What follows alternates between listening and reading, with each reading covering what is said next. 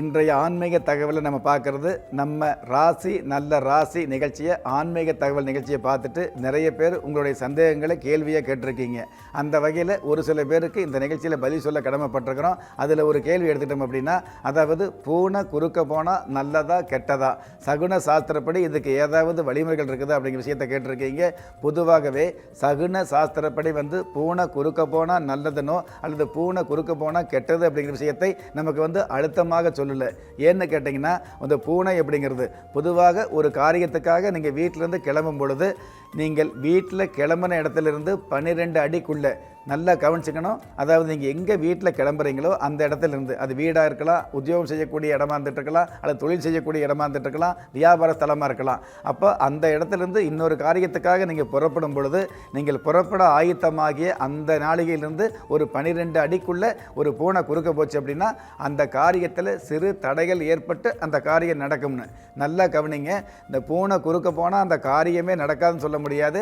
நடக்க வேண்டிய அந்த காரியத்தில் சிறு தடை ஏற்படக்கூடிய அமைப்பு இருக்கிறதுனால எடுக்கிற முயற்சியை கொஞ்சம் கவனமாக அதிகமாக எடுத்துக்கிற விஷயத்தை உங்களுக்கு உள்ளுணர்வாக சொல்லக்கூடிய அமைப்பு தான் இந்த பூனை குறுக்க போகக்கூடிய ஒரு சயனத்தில் சகுன சாஸ்திரம் சொல்லி வச்சிருக்குது.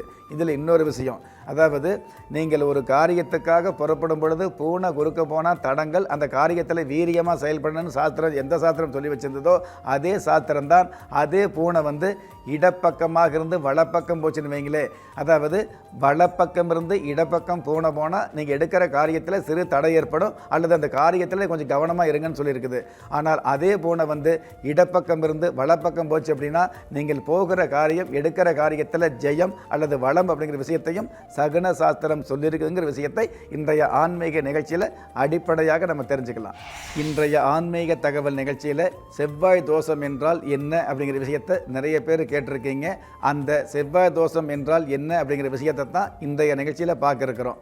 பொதுவாகவே ஒருவருடைய ஜாதகத்தில் லக்கணத்துக்கு, அதாவது லக்கணத்திலிருந்து எண்ணி வரும் பொழுது 2, 4, 7, 8, 12 இந்த ஸ்தானங்களில், திரும்பவும் சொல்கிறேன், ஒருவருடைய ஜாதகத்தில் லக்கணத்தில் இருந்து 2, 4, 7, 8, 12 இந்த ஸ்தானங்களில் செவ்வாய் பகவான் இருந்தார் அப்படின்னா அந்த ஜாதகம் செவ்வாய் தோஷம் உள்ள ஜாதகமாக சாஸ்திரத்தால் கொடுக்கப்பட்டிருக்குது. அப்போது அந்த செவ்வாய் தோஷம் அப்படின்னா என்ன பண்ணும் அப்படின்னு கேட்டிங்கன்னா, பொதுவாகவே எந்த ஒரு விஷயத்திலும் வேகம் அப்படிங்கிறத விட, விவேகம் அப்படிங்கிறத விட, சுறுசுறுப்பு அப்படிங்கிறத விட முன்பின் தெரியாத ஒரு யோசனை இல்லாமல் மிகப்பெரிய, அதாவது வேகம் அதிகமாக வந்துட்டு இருக்கும். பின் விளைவுகளை பற்றி கவலைப்படாத ஒரு வேகம் அதிகமாக வந்துட்டு இருக்கும். காமம் சம்மந்தப்பட்ட, சுறுசுறுப்பு சம்மந்தப்பட்ட, உத்தியோகம் சம்மந்தப்பட்ட, ஏன் 4 பேரோடு நடந்து போனால் கூட நாம் தனித்தன்மையாக தெரியணுங்கிற எண்ணம் அதிகமாக இருக்கக்கூடிய அமைப்பு தான் இந்த செவ்வாய் தோஷத்துக்கு இருந்துகிட்டு இருக்கும். பொதுவாகவே செவ்வாய் தோஷம் உள்ள ஜாதகம் யோகமான ஜாதகமாக தான் கடந்த கால சாஸ்திரத்தில் சொல்லப்பட்டிருக்குது. யார் ஒருவருக்கு செவ்வாய் தோஷம் இருக்குதோ அந்த செவ்வாய் தோஷம் உள்ள ஜாதகருக்கு திருமணமாகி புத்திர பேர் கிடைக்கும் பொழுது அந்த புத்திரருக்கு அறிவு தீர்க்கம் இருக்குங்கிற விஷயத்தை, ஞானி போல மிக மிக செயல்பாடுகள் அதிகமாக இருக்கும் விஷயத்தை சாஸ்திரம் சொல்லியிருக்குது. ஆனால் இந்த செவ்வாய் தோஷம் உள்ள ஜாதகர் கண்டிப்பாக உங்களுடைய ஜாதகத்தில் அது திருமண வயசு வரும் பொழுது திருமண பொருத்தம் பார்க்கும் பொழுது வெறுமனே நட்சத்திர பொருத்தம் மட்டும் பார்க்காம திருமணம், அதாவது ஜாதக பொருத்தம் பார்த்து திருமணம் செய்கிறது உத்தமமாக இருக்குங்கிற விஷயத்தை இன்றைய ஆன்மீக தகவல் நிகழ்ச்சியில் தெரிஞ்சுக்கலாம். இன்றைய ஆன்மீக தகவலில், அதாவது கடந்த நிகழ்ச்சியில், இன்றைய ஆன்மீக தகவல் நிகழ்ச்சியில் செவ்வாய் தோஷத்துக்கான பரிகாரம் என்ன அப்படிங்கிற விஷயத்தை பார்க்க இருக்கிறோம். நேற்றைய நிகழ்ச்சியில் செவ்வாய் தோஷம்னா என்ன அப்படிங்கிற விஷயத்தை சொல்லியிருக்கிறதுனால நிறைய நேயர்கள் பாராட்டி அந்த செவ்வாய் தோஷத்துக்கு பரிகாரம் என்ன அப்படிங்கிற விஷயத்தை ராசி நல்ல ராசி ஆன்மீக தகவல் நிகழ்ச்சியில் சொல்லுங்கன்னு கேட்டிருக்கீங்க. அந்த வகையில் செவ்வாய் தோஷம் அப்படிங்கிறது 2, 4, 7, 8, 12ஆம் இடங்களில் செவ்வாய் பகவான் இருந்தார்னா அந்த ஜாதகம் செவ்வாய் தோஷம்.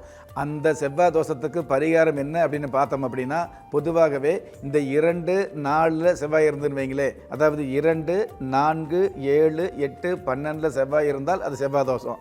அதில் பரிகாரம் அப்படிங்கிறது 2ஆம் இடத்துல, 4ஆம் இடத்துல அல்லது 12ஆம் இடத்துல இருந்தார்னா அந்த செவ்வாய் தோஷத்துக்கு பரிகாரம் இருக்குது. என்ன பரிகாரம்? முருகர் கோயிலேயோ அல்லது ஜலம் சந்திக்கக்கூடிய நீர் பகுதியில், அதாவது நீர்பிடிப்பு பகுதியிலேயோ அல்லது ஆறு, ஏரி, குளம் இருக்கக்கூடிய நதிக்கரைகளில் இந்த மாதிரியான பரிகாரங்களை பண்ண முடியும். செவ்வாய் தோஷத்துக்கான பரிகாரம். அதே அதே மாதிரி நான் சொன்ன மாதிரி 2, 4, 12 இடங்களில் வந்து செவ்வாய் இருந்தார்னா அந்த தோஷத்துக்கு பரிகாரம் உண்டு. ஆனால் 7ஆம் இடத்துல 8ஆம் இடத்துல வந்து செவ்வாய் இருந்தது அப்படின்னா அந்த செவ்வாய் தோஷத்துக்கு பரிகாரம் கிடையாது.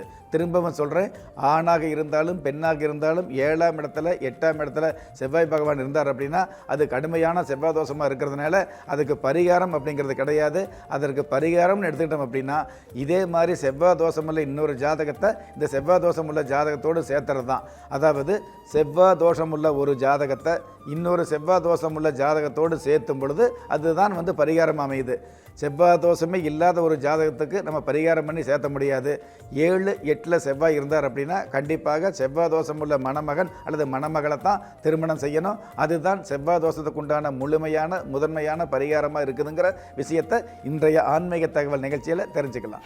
இன்றைய ஆன்மீக தகவலில் வந்து கடந்த நிகழ்ச்சியை பார்த்து ஆன்மீக தகவல் நிகழ்ச்சியை பாராட்டுறீங்க, ராசி நல்ல ராசி நிகழ்ச்சியை வந்து புகழ்ந்து பேசுகிறீங்க. அப்படிங்கிறத விட நிறைய சந்தேகங்களை கேட்டுட்டு இருக்கிறீங்க. எங்களுக்கு இருக்கக்கூடிய சந்தேகங்களை எத்தனையோ புத்தகங்கள்லையோ அல்லது வேறு விதமான வலைத்தளங்களில் பார்க்குறத விட இந்த ராசி நல்ல ராசி ஆன்மீக தகவல் நிகழ்ச்சியில் கண்டிப்பாக சொல்லுங்கள். உங்கள் மூலமாக நாங்கள் உறுதியான தகவலை தெரிஞ்சுக்கிறோங்கிற விஷயத்தை வந்து எனக்கு மிக மிக பெருமையாக சொல்லியிருக்கீங்க. அதை கேட்டு நான் சந்தோஷப்படுறேன். உங்களுடைய வாழ்த்துக்களுக்கும் உங்களுடைய பாராட்டுதலுக்கும் நான் மண்டியிட்டு நன்றி கூற கடமைப்பட்டிருக்கிறேன். அப்போது இன்னைக்கு வந்து என்ன கேட்டிருக்கீங்க அப்படின்னா, அதாவது பொதுவாகவே கால சர்ப்ப தோஷம் என்றால் என்ன அப்படிங்கிற விஷயத்தை தான் கேட்டிருக்கீங்க. அது நிறைய பேர் கேட்டிருக்கீங்க. நிறைய பேர் நிறைய கேள்விகள் கேட்டிருந்தாலும் நிகழ்ச்சியில் நேரம் இல்லாதனால ஒவ்வொரு நாளும் முடிஞ்ச அளவுக்கு உங்களுடைய கேள்விகளுக்கு பதில் சொல்ல கடமைப்பட்டிருக்கிற விஷயத்தை உத்தரவாதத்தோடு உங்கள்கிட்ட சொல்லிட்டு, இந்த காலசர்ப்ப தோஷம் அப்படிங்கிறது எந்த ஒரு ஜாதகத்தில் ராகு பகவானும் அதாவது ஷட்ப கிரகங்கள் என்று சொல்லப்படுகிற ஷாயா கிரகங்கள் என்று வர்ணிக்கப்படுகிற இந்த ராகு பகவானும் கேது பகவானும் இருந்து, பொதுவாகவே எந்த ஜாதகமாக இருந்தாலும் ராகு பகவான் 1ஆம் இடத்துல இருந்தார்னு வைங்களே, இந்த கேது பகவான் 7ஆம் இடத்துல தான் இருப்பார். அதாவது ராகு பகவானுக்கு சப்தம ஸ்தானத்தில் தான் கேது பகவான் இருப்பார், கேது பகவானுக்கு சப்தம ஸ்தானத்தில் தான் ராகு பகவான் இருப்பார். அப்படி இருக்கும் பொழுது இந்த ராகு பகவானுக்கும் கேது பகவானுக்கும் இடையில மற்ற கிரகங்கள், அதாவது நவ கிரகங்கள் 9ன்னு தெரியும். அந்த 9 கிரகங்களில் இந்த 2 கிரகங்கள் வந்து இருந்து இந்த 2 கிரகங்களுக்கு நடுவில் மீதி கிரகங்கள் 7 கிரகங்கள் அடைபட்டிருந்துன்னு வைங்களே, அந்த ஜாதகம் கால சர்ப்ப தோஷமுள்ள ஜாதகமாக சாஸ்திரத்தால் கொடுக்கப்பட்டிருக்குது. அப்போ இந்த கால சர்ப்ப தோஷம் அப்படிங்கிறது வந்து எந்த மாதிரியான தடங்கள் பண்ணுது, எந்த மாதிரியான ஒரு அமைப்பை கொடுக்குது அப்படின்னு கேட்டிங்கன்னா, இந்த ராகு பகவானுக்கும் கேது பகவானுக்கும் இடையில் மற்ற கிரகங்கள் இருக்கும் பொழுது காலசர்ப்ப தோஷம் அப்படிங்கிற ஒரு தோஷம் அந்த ஜாதகத்துக்கு இருக்கிறதுனால அந்த ஜாதகர் தன்னுடைய இளம் வயசில் எடுக்கக்கூடிய எந்த ஒரு முயற்சிகளுக்கும் உடனே வந்து பலன் கிடைக்காது. நல்லா தெரிஞ்சுக்குங்க, உங்களுடைய முயற்சிக்கு பலன் கிடைக்காதுன்னு கிடையாது.